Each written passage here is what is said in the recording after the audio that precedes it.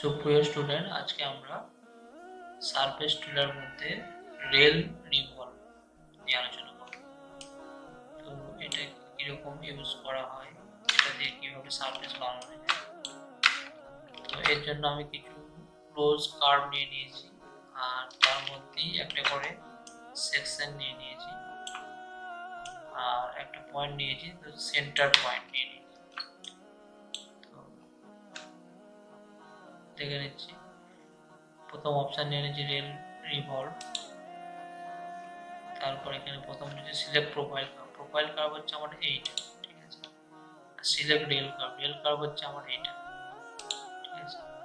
এবার আমাকে অ্যাক্সিস নিতে হবে, এই পয়েন্টটাকে ধরে সাইড ভিউ থেকে এরকম অ্যাক্সিস সিলার লাইনটা টেনে দেবো, শিফট ধরবো, কারণ লাইনটা বেরিয়ে দেবো, তাহলেই আমার এখানে সারফেসটা ক্রিয়েট হয়ে যাচ্ছে, ঠিক আছে। এটাও দেখে নেবো।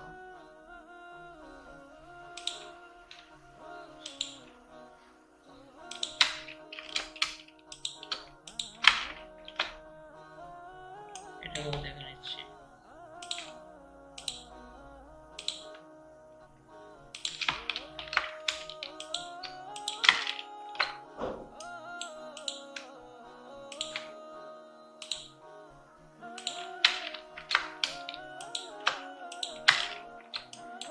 তো আমি প্রথম অপশনটা নিতে পারি, না হয় প্রোফাইল কার্ভটা সিলেক্ট করে অপশনটা নিতে পারি, তারপর রেল কার্ভটা সিলেক্ট করব, তারপর সেন্টার পয়েন্টটা ধরে অ্যাক্সিসটা নিয়ে নেব।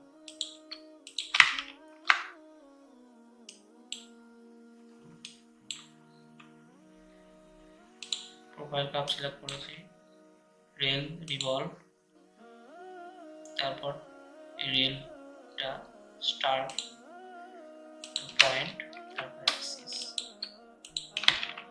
প্রত্যেকটা একটা ডোম সারফেস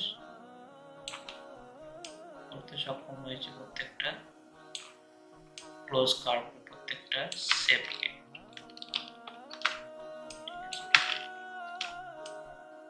তো রিভলভ সারফেসে শুধু রাউন্ড আকৃতির কোনো শেপকে আমরা করতে পারি, আর রেল রিভলভে আমরা যে কোনো শেপ, যে কোনো ধরনের শেপ, স্কোয়ার, রেক্ট্যাঙ্গেল, পলিগন, যে কোনো স্টার, সব শেপেরই আমরা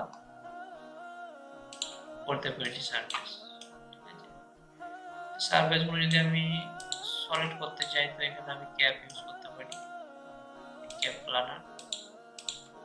তো সব সলিড হয়ে গেছে আমার, ব্যাক হয়ে গেছে, ঠিক আছে। দেখার জন্য ধন্যবাদ।